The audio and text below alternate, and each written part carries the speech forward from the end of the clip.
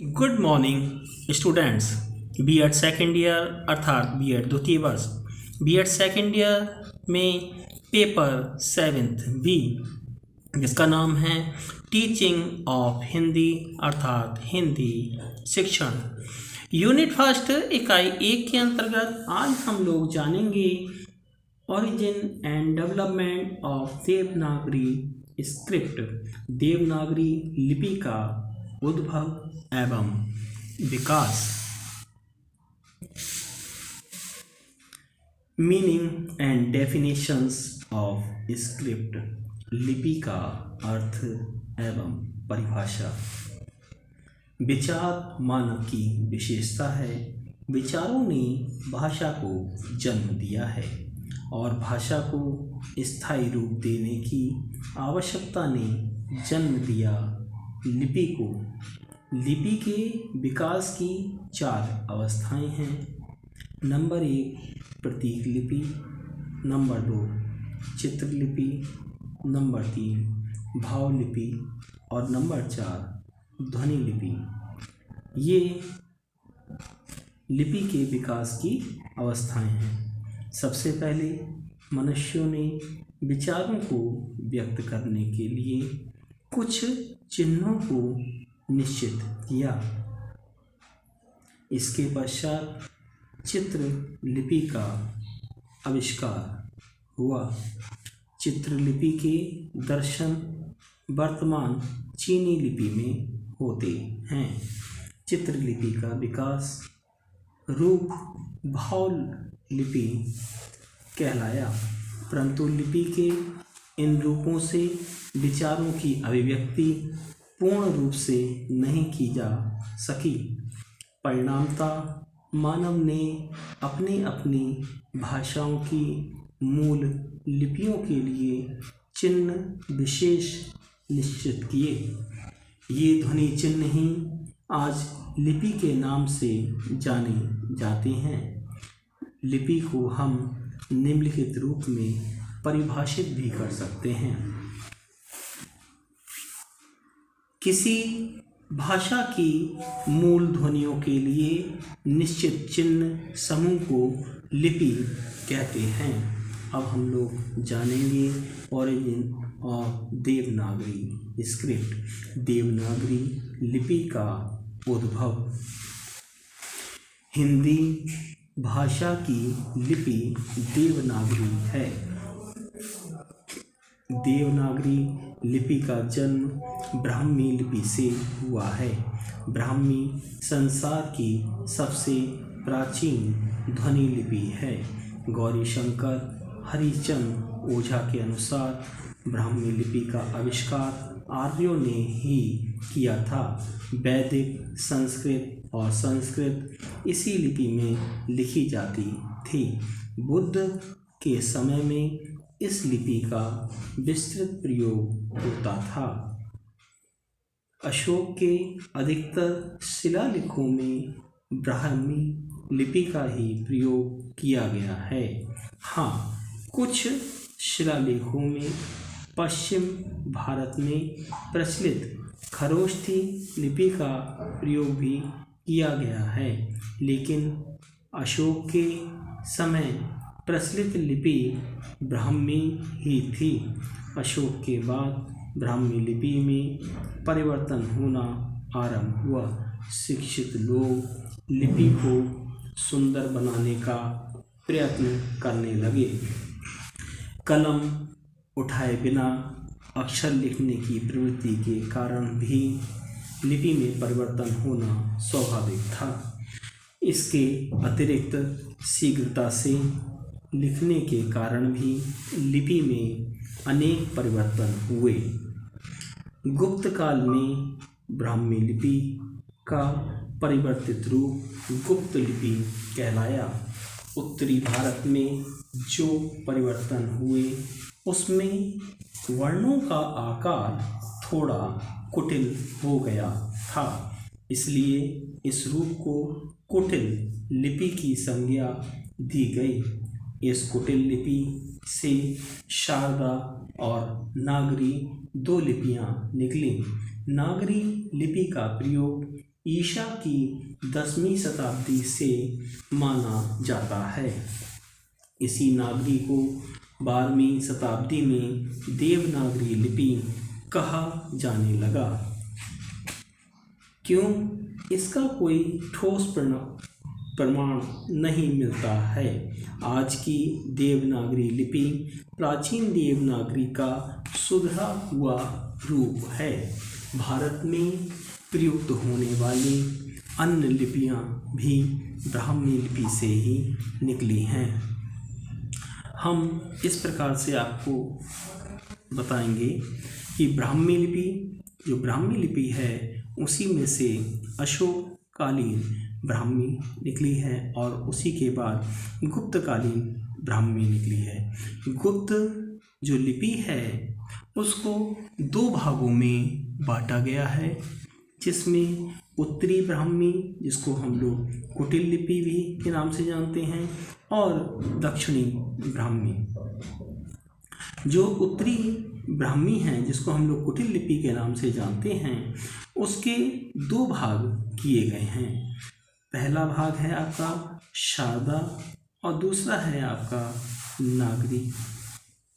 जो शारदा है उसके 3 भाग किए गए हैं। एक कश्मीरी, दूसरा शारदा टाकरी और तीसरी गुरुमुखी। और जो नागरी है उसके 5 भाग किए गए हैं।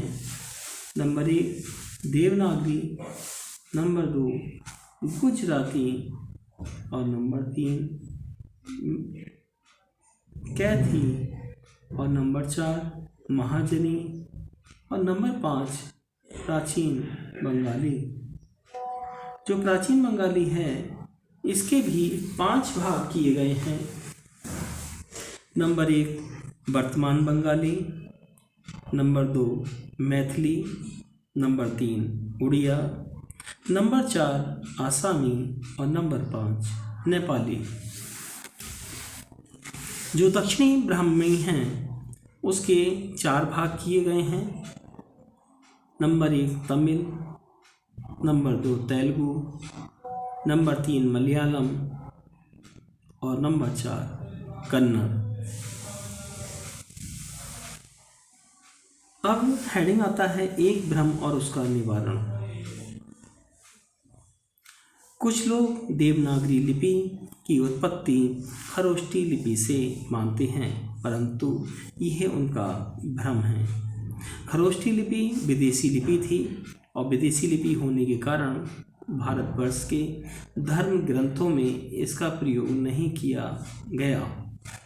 केवल व्यापारी वर्ग में ही इसका प्रयोग किया जाता था और वह भी भारत के उत्तरी पश्चिमी भाग में। कुछ शिलालेखों में भी इसका प्रयोग हुआ है। ईसा की 3री शताब्दी तक पश्चिमी भारत में इस खरोष्ठी लिपि का प्रचलन रहा है, परंतु तत्पश्चात ब्राह्मी लिपि की वंशजाओं का ही प्रयोग हुआ है। अब हम लोग जानेंगे characteristics of Devanagari script, Devanagari लिपि की विशेषताएं। देवनागरी लिपि की जो विशेषताएं हैं उसमें पहला आता है ये लिपि स्पष्ट एवं सुंदर है। देवनागरी लिपि में प्रायः सभी मूल ध्वनियों के लिए पृथक पृथक ध्वनि चिन्ह है। इस लिपि की ये विशेषता है कि इसमें जैसा बोला जाता है वैसा ही लिखा जाता है और वैसा ही पढ़ा भी जाता है। इस लिपि का ध्वनि तत्व बड़ा ही वैज्ञानिक है। देवनागरी लिपि में स्वरों के स्थान पर उनकी मात्राओं का प्रयोग किया जाता है, जिससे शब्दों का आकार अपेक्षाकृत छोटा हो जाता है। ये लिपि बाईं से दाईं ओर लिखी जाती है और देवनागरी लिपि भारत में प्रयुक्त होने वाली कई अन्य लिपियों मराठी, बंगाली, गुजराती, गुरुमुखी आदि का बड़ा मेल खाती है। राष्ट्र की एकता की दृष्टि से ये अच्छी बात है। इस लिपि में विदेशी ध्वनियों को भी व्यक्त कर सकने की शक्ति बड़ी है।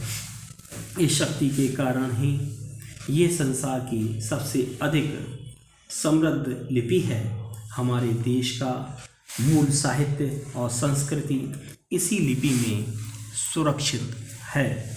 अब हम लोग जानेंगे short coming of Devanagari script, Devanagari लिपि की न्यूनताएं। देवनागरी लिपि में अक्षरों की संख्या बहुत अधिक है। कुछ वर्णों की बनावट में भी बड़ा कम अंतर है, जैसे वा और वा। इसके मुद्रण और टंकन में भी थोड़ी कठिनाई पड़ती है। इसमें अक्षरों की बनावट थोड़ी जटिल है। अनुस्वार जिसके पश्चात उच्चारित होता है उसके ऊपर लगता है, जैसे गंगा, घंटा। संयुक्त अक्षरों को सीखना और लिखना कठिन पड़ता है। अब हम लोग जानेंगे क्वेश्चन ऑफ इम्प्रूवमेंट, सुधार का प्रश्न। देवनागरी लिपि की उपरोक्त न्यूनताओं को दूर करने के लिए इस लिपि में सुधार करने की आवाज़ बहुत दिनों से उठाई जा रही है। एक बार ए, ई, उ, ए, के स्थान पर क्रमशः इ, अ, उ, ए लिखने की बात पर कुछ लोगों ने अपनी बुद्धि की जय बोली थी। उत्तर प्रदेश सरकार ने तो लिपि में सुधार करने के लिए लखनऊ में अखिल भारतीय आयोजन किया था।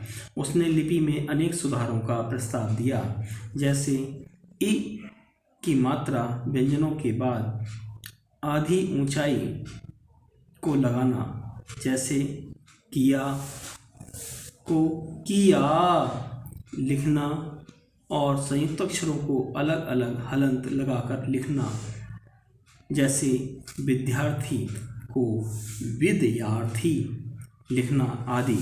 इसके दुष्परिणामों को हमने देखा और अंत में हमें पुरानी ही लिपि पर आना पड़ा। अब केंद्रीय शिक्षा मंत्रालय इस ओर लगा है। वह ऐसी देवनागरी लिपि का निर्माण की बात सोच रहा है जिसमें सभी भाषाएं लिखी जा सकें। कोई कुछ भी कहे, परंतु हम तो इसे ही राजनीतिक चाल समझते हैं। लिपि के क्षेत्र में स्वाभाविक परिवर्तनों का हम स्वागत करते हैं। संयुक्त अक्षरों को हलंत लगाकर लिखना लिपि को सरल बनाने के लिए एकदम उचित होगा। Thanks for watching. धन्यवाद।